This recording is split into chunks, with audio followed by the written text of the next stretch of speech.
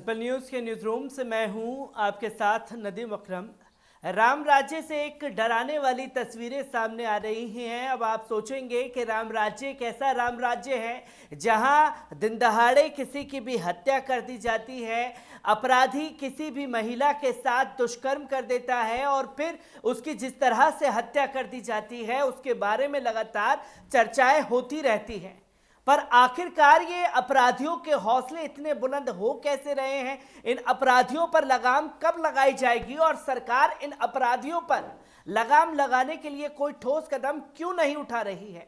क्योंकि ठोको नीति के तहत इतना अपराधियों को ठोका है कि योगी सरकार का खौफ अपराधियों के दिलों में बैठा, जो कि सिर्फ कागजी बातें हैं।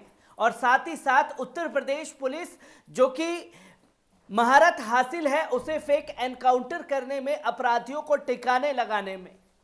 और यही उत्तर प्रदेश पुलिस जब अपराधियों को पकड़ने जाती है तो बंदूक की बजाय मुंह से ठाई ठाई की आवाज करके अपराधियों को पकड़ लेती है। पर अपराधी जो हैं इस कदर खूंखार हो चुके हैं उत्तर प्रदेश में, जिसकी सारी हदें पार कर दी गई हैं।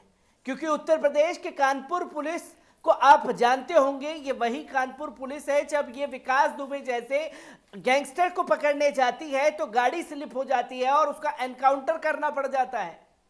और अब जो अपराधियों के हौसले बुलंद हुए हैं, इसके ऊपर इसका श्रेय भी यूपी पुलिस यानी कि कानपुर पुलिस को जाता है, जहां एक बच्ची को मौत के घाट उतार दिया गया। उससे पहले उसके साथ में मारपीट की जाती है।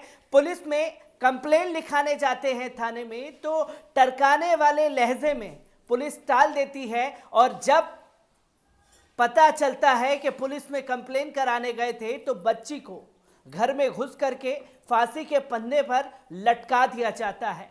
एक हैरान कर देने वाला मामला कानपुर से सामने आ रहा है। एक बार इस पूरी रिपोर्ट पर नजर डाल लीजिए। कानपुर देहात के राजपुर में छेड़छाड़ के विरोध पर पड़ोसियों ने कक्षा 9वीं की छात्रा की उसके घर में ही हत्या कर शव फंदे से लटका दिया।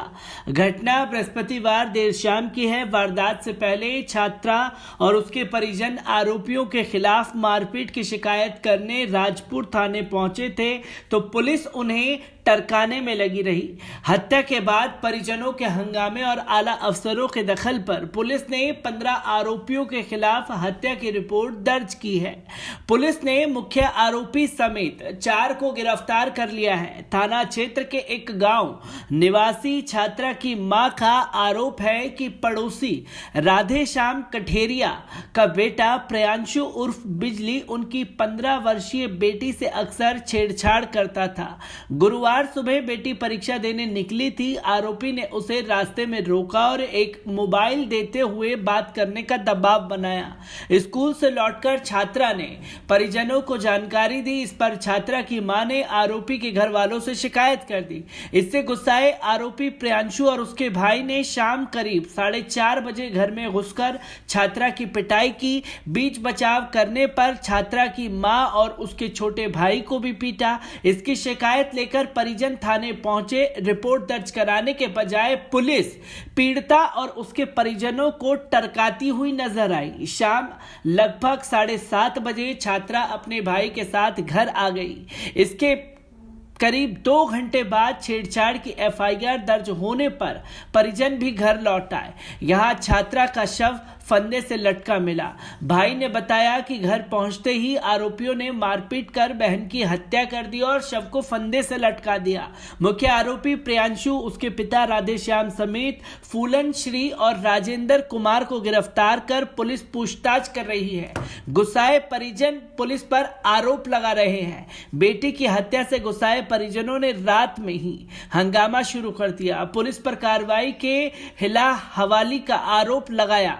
कहा कि छेड़छाड़ की रिपोर्ट दर्ज कराने के बाद भी पुलिस ने आरोपियों पर कार्रवाई नहीं की। घटना की सूचना पर एसएसपी पुलिस बल के साथ पहुंचे।